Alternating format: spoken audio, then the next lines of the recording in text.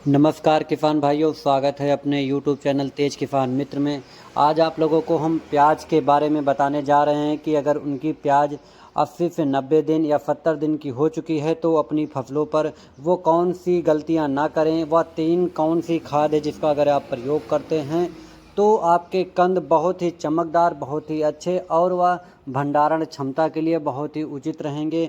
इनके बारे में भी आपको बताएंगे और उसमें आपको पानी कितनी मात्रा में देना है, अब सिंचाई की ऐसी व्यवस्था की जाए, इन सब के बारे में आपको हम वीडियो में बताते हैं। और मुख्य रूप से जो 3 गलतियां हैं जो किसान भाई करते हैं या 3 खादें हैं जिनका अगर आप प्रयोग कर लेते हैं तो उनके प्रयोग करने से आपके जो कंद हैं बहुत ही अच्छे, चमकदार और वह गोल होंगे। तो जो भी हमारे किसान भाई यूट्यूब चैनल पर नए आए हुए हैं या फेसबुक चैनल पर देख रहे हैं तो वह यूट्यूब चैनल को सब्सक्राइब करें और लाइक करें, शेयर करें। तो चलिए वीडियो को स्टार्ट करते हैं। अब आपको हम बताते हैं, यह एक प्याज की फसल है जो हमने इस समय फील्ड पर लिया हुआ है और यह इस समय 80 से 90 दिन की यह फसल हो चुकी है।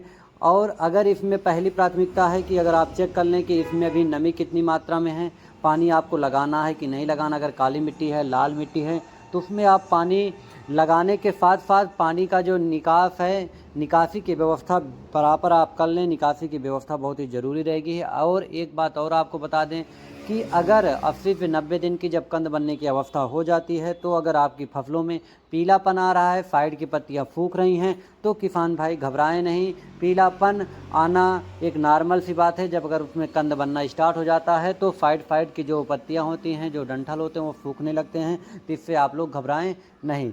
और आप लोगों को ये भी बता दें कि इसमें अगर आप चेक कर लें, अगर उसमें हल्का दरारें आ रही हैं या उसमें आप नमी नहीं है, तभी आप पानी की व्यवस्था सिंचाई कर लें। और आप कंद को भी देखेंगे कि इस समय कंद जो इसकी साइड की पत्तियां होती हैं, अनपृष्ठकार जो ये तने का ही रूपांतरण भाग होता है प्याज।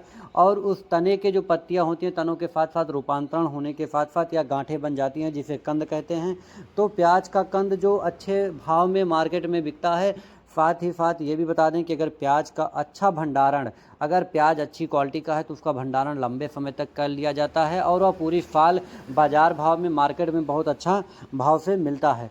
तो उसमें आप कौन सी खाद का प्रयोग करें, तो जो उसमें पहली खाद है वो हम आपको बताने जा रहे हैं कि अगर इस खाद का अगर आप प्रयोग कर लेते हैं तो आपके जो कंद हैं बहुत ही मोटे छिलके के रूप में बनेगा और बहुत ही स्वादिष्ट रहेगा। साथ ही साथ वह बहुत ही चमकदार और अच्छे पैमाने पे जो आप भंडारण क्षमता कर सकते हैं। तो वह जो खाद है आपको हम बता दें कि कैल्शियम नाइट्रेट जिसमें कैल्शियम पाया जाता है, साथ ही साथ नाइट्रेट पाया जाता है। या इसको कंपनी का भी आता है, अदर कंपनियों का भी आता है कैल्शियम नाइट्रेट। आप कैल्शियम नाइट्रेट ले सकते हैं।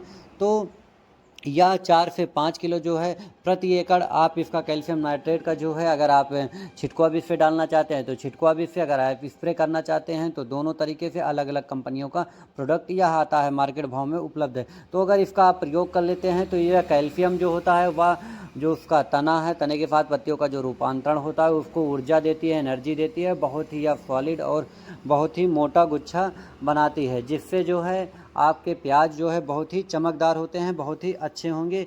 और उसमें भंडारण क्षमता के साथ साथ उसमें ताकत और भंडारण क्षमता भी सबसे ज़्यादा होगी। तो यह पहली खाद हो गई।